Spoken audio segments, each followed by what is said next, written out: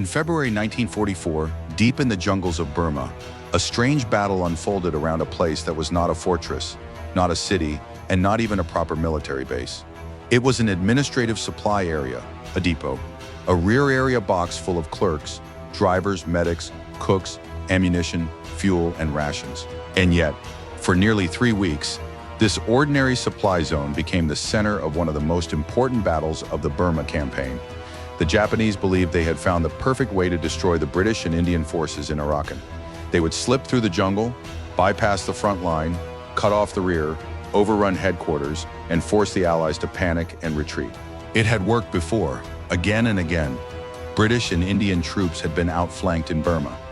Japanese soldiers moved through jungle terrain that Allied commanders often believed was impossible to cross. Once supply lines were cut, Allied units usually had no choice but to withdraw. But this time, something changed. This time, the men inside the box did not run. They dug in, they waited, and they turned a supply dump into a killing ground. This is the story of the Battle of the Admin Box.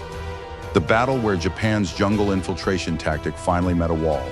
The battle was fought in Arakan, Burma, from early to late February 1944, and is also known as the Battle of Angachulauk, or the Battle of Sinzweya.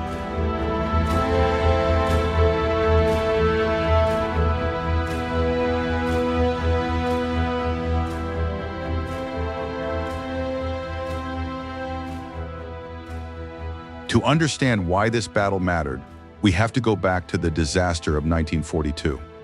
When Japan swept through Southeast Asia, Burma fell quickly. British, Indian, Chinese, and Allied forces were pushed back toward India. The retreat was brutal: disease, hunger, exhaustion, and the psychological shock of facing an enemy that seemed unbeatable in the jungle. The British Indian Army was expanding rapidly, but many units were still learning how to fight in this environment. Burma was not like the deserts of North Africa or the fields of Europe. It was dense jungle, steep hills, muddy tracks, rivers, monsoon-soaked roads, and villages hidden by vegetation. Visibility could collapse to a few yards. A unit could be surrounded before it even realized the enemy was nearby, and the Japanese were masters of movement in this terrain. Their favorite tactic was infiltration. They would avoid the strongest Allied positions, slip around the flanks, cut the roads behind them, attack headquarters, and isolate forward troops from food, ammunition, and medical support. Once surrounded, Allied units were expected to break. In the earlier Arakan fighting of 1942 and 1943, this had often happened.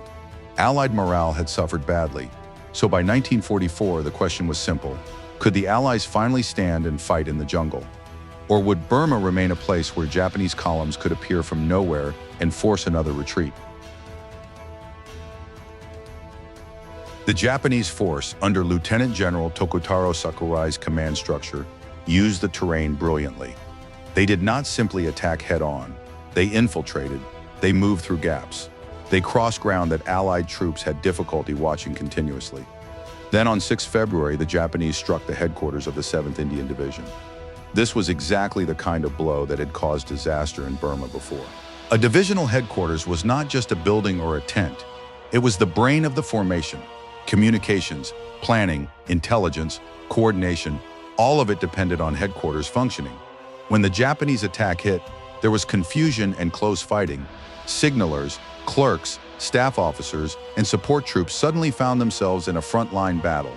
Documents and equipment had to be destroyed. Communications were disrupted.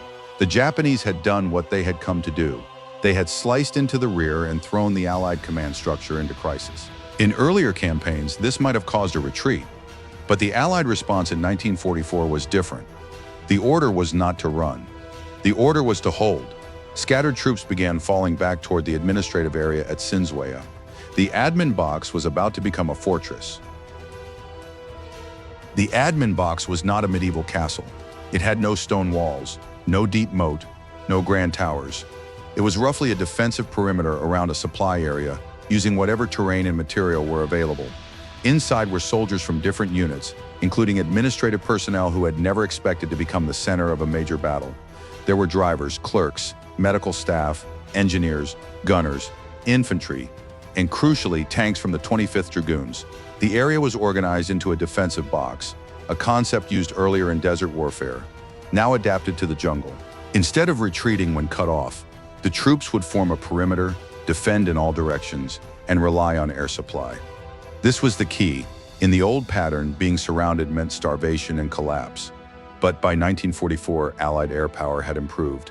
Transport aircraft could drop supplies, fighters could support ground troops, the box could be cut off by land and still survive from the air. That single change altered the entire battle. The Japanese had surrounded the Allies, but surrounding them no longer guaranteed victory.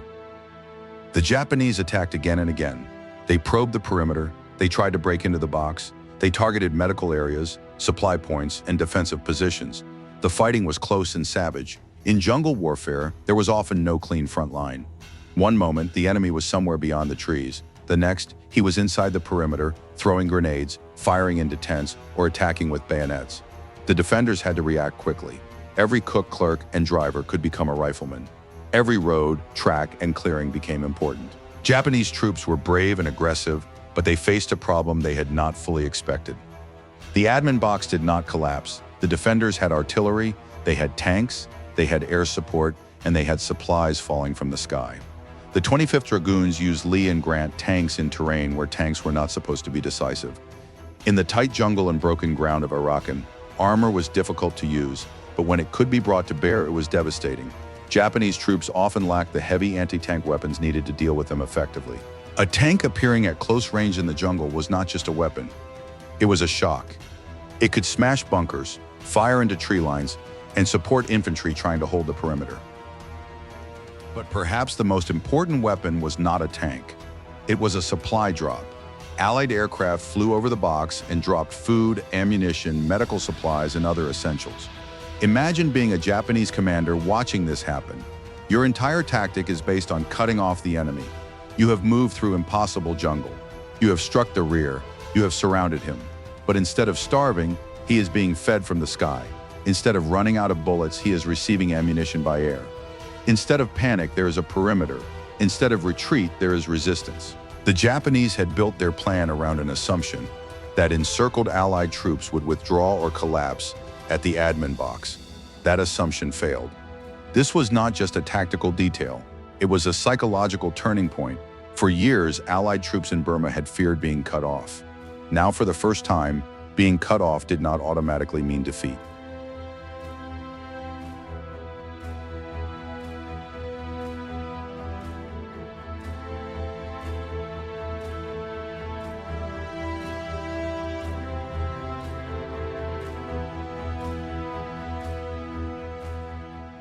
Outside the box, the wider battle continued. The Japanese had not only surrounded the administrative area, they had also disrupted the positions of the 7th Indian Division and attempted to isolate Allied forces across the front. But Allied commanders now understood that the answer was not to pull everything back. They had to keep pressure on the Japanese. Reinforcements moved. Infantry and armor fought to restore contact. The box held long enough for the situation to shift. The Japanese, meanwhile, began to suffer the same problem they had intended for the Allies. Their own supplies were limited in the jungle. Bold infiltration could win surprise, but it also created risk. The deeper a force moved behind enemy lines, the harder it became to feed, reinforce, and support. Japanese soldiers were expected to endure extreme hardship, and they did. But courage could not replace ammunition, food, medical care, and heavy support forever. Day after day, the defenders held. The Japanese attacks lost momentum. The Allied perimeter remained intact, and gradually the hunters became the trapped. By late February, the Japanese offensive in Arakan had failed. The admin box had survived. The encircled defenders had not been destroyed. The Allied line had not collapsed. Japanese forces withdrew after suffering heavy casualties. The battle was an Allied victory, but more than that, it was proof.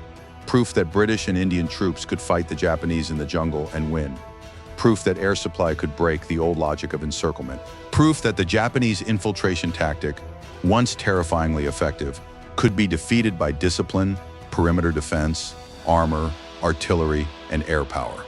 The Battle of the Admin Box was fought from 5 to 23rd of February 1944 and is widely seen as a turning point in the Burma Campaign.